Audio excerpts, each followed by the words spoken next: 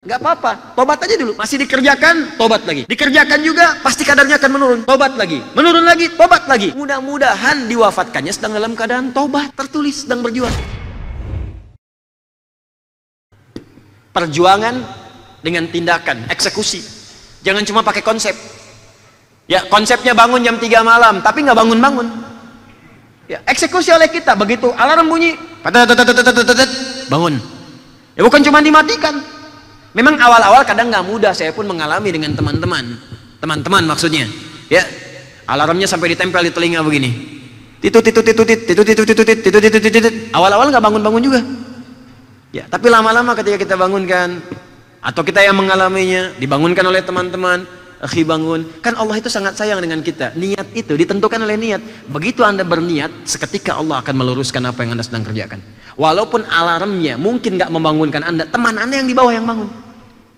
Teman Anda yang di samping yang bangun. Anda tidur dengan istri yang pengen tahajud, Anda, istri nggak kepikiran. Anda pasang alarm jam 3 bangun, alarm dari 2:30. Ternyata Anda nggak bangun, yang bangun istri 2:30. Pak, bangun Pak, ini alarm udah bangun. Papa tuh mau ngapain sih? Aduh mah, Papa mau tahajud. Kalau gitu Mama ikut. Tuh, tiba-tiba dua-duanya tahajud. Tuh, lihat cara Allah bagaimana menjadikan satu keluarga menjadi baik. Jihad, eksekusi. Terakhir mujahadah. Mujahadah. Ya, mujahadah itu perjuangan melawan gejolak emosi dalam diri. Karena pasti akan turun naik, Pak. Ingat-ingat lagi, nggak jadi lagi. Ya, ingat-ingat lagi, kita setengah hijrah dulu deh. Sambil bertahap, ya, ada lagi naiknya, ada lagi turunnya. Itu belum tentu semuanya rata itu. Nah, maka perangi itu. Perjuangan melawan gejolak jiwa. Awas, hati-hati. Perjuangan melawan gejolak jiwa. Perasaan-perasaan dalam hati supaya konsisten dalam hijrah, itu disebut mujahadah namanya.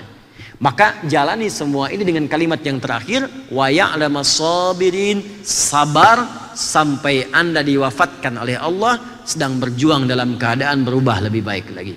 Termasuk hijrahnya ahli maksiat, caranya menggunakan tobat. Gak apa-apa, tobat aja dulu. Masih dikerjakan, tobat lagi. Dikerjakan juga, pasti kadarnya akan menurun. Tobat lagi, menurun lagi, tobat lagi. Mudah-mudahan diwafatkannya sedang dalam keadaan tobat. Tertulis sedang berjuang. Itu poinnya.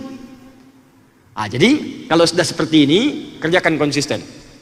Kalau Anda sudah niatkan konsisten, benar dikerjakan, maka berbahagialah. Saya tutup, diturunkanlah berita gembira oleh Allah di Quran surah ke-41 Fussilat ayat yang ke-30.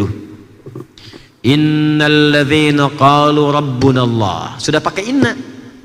Sungguh orang yang yakin, sudah yakin, saya yakin. Dan menguatkan pada hatinya. Qalu itu jangan saudara diartikan berkata. Ada terjemahan begini, menguatkan pada jiwa. Qalu. Karena di antara cara menguatkan itu dengan mengatakan. Makanya orang-orang barat, termasuk orang Asia Timur, termasuk sekarang ke Jepang, Korea, itu kalau mereka ingin meyakinkan pada hatinya, mereka katakan dengan lisannya. Kamu bisa, kamu bisa, kamu bisa. Dulu saya sering katakan saat saya kecil itu ada tayangan Benteng Takeshi. Ya, begitu akan menaklukkan Benteng Takeshi, kata, kamu bisa, kamu bisa, kamu bisa. Ninja Warrior, kamu bisa, kamu bisa, kamu bisa. Tuh, di copy paste oleh Korea. Saya baru dari Korea beberapa waktu yang lalu. Itu mereka tuh kalau dulu mau mengerjakan sesuatu harus lebih maju daripada Nippon, lebih maju daripada Jepang, maju daripada Jepang, disusul. Jadi ada yang mereka targetkan, ada kompetitornya. Anda bisa bikin kompetitor dalam jihad. Saingannya siapa? Makanya kata Nabi boleh. Ya, Anda iri hati, ya ghibtah namanya, bukan iri dalam pengertian maksiat. Anda boleh muncul perasaan bersaing, iri pada seseorang karena amal solehnya, itu boleh.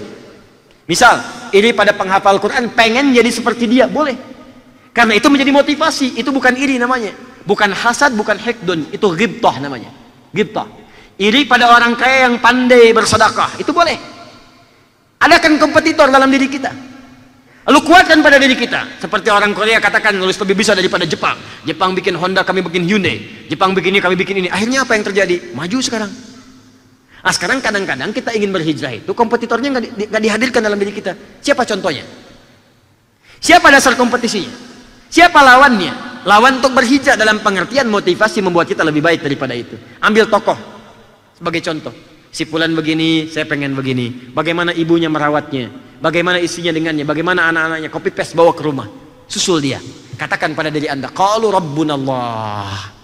Allah pasti merawat saya dengan sifat rububiyahnya. Allah pasti membimbing saya. Allah pasti menguatkan saya untuk berhijrah. Tsumastaqamu, kemudian dia istiqamah di jalan Allah. Tempuh. Apa yang terjadi? Tatanazzalu alaihimul malaikah. Maka kalau dia sudah konsisten, Allah akan kirimkan malaikat supaya menjaga istiqamah dia sampai wafat dalam keadaan berhijrah.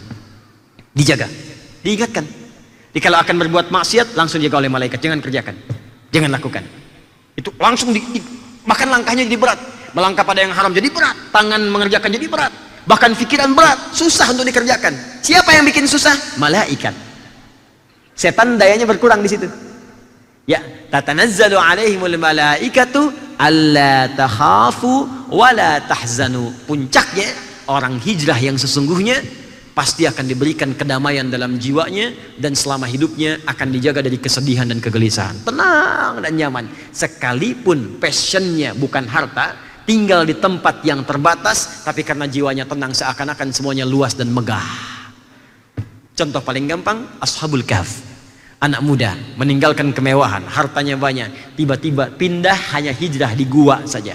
Bayangkan gua, tempatnya nggak sama dengan kasur yang ditiduri itu, tidak empuk, tempatnya keras, cahaya terbatas. Maaf, dengan semua keterbatasan itu tapi nikmatnya luar biasa.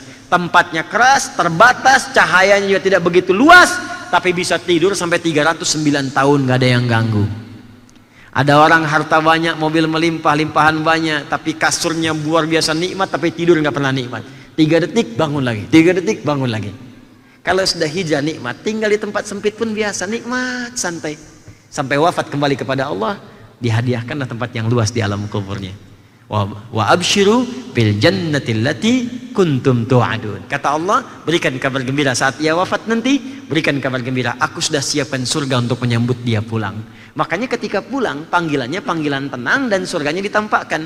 Quran surah ke-89 ayat 27 sampai 30. Ya ayyatuhan nafsul mutmainnah, hei jiwa yang tenang, karena sudah tenang. Jadi hijrah melahirkan ketenangan. Dia tinggalkan maksiat, dia tinggalkan yang haram, tenang hatinya. Saat pulang tenang, baca Quran tenang, wafatnya pun tenang. Irji'i ila rabbiki radiyatan mardiyah. Pulang kepada Rabbmu. Tuhanmu sudah ridho kepadamu, engkau pun akan ridho dengan pemberiannya. Fadkhuli fi ibadi wadkhuli jannati. Nyambung semua. Masuk dalam golongan hambaku yang soleh. Wadkhuli jannati, dan masuklah ke dalam surga yang sudah aku siapkan untukmu. Silahkan lihat runtutan ayatnya sama semua. Ketika hijrah diajak, yang didapatkan ketenangan, maaf, yang dijanjikan surga, menyebutkan tantangan dengan surga, menyebutkan cara dengan surga. Begitu mau meninggal, dipanggil dengan panggilan tenang, jaminan surganya muncul lagi di situ. Perhatikan, saat masuk surga, bukankah saat dia berhijrah dia sabar? Wa ya'lamas sabirin. Saat masuk surga, panggilan malaikat kepada orang-orang ini saat beramal soleh, disebutkan kalimat sabarnya. Quran surah 13 ayat ke-24 itu. Salamun alaikum bima sabartum fa ni'ma uqbaddar. Selamat, Anda di dunia sabar. Sabar hijrah, bisa menghafal Quran, sabar dalam tahajud, sabar dalam meninggalkan maksiat, sabar dalam beramal soleh. Selamat dengan kesabaran itu Anda wafat. Sekarang silahkan nikmati surga yang telah dijanjikan kepadamu, tempat terindah yang belum pernah dijamah oleh siapapun. Itulah hijrah dan istiqamah dalam Al-Quran dan sunnah Rasulullah sallallahu alaihi wasallam.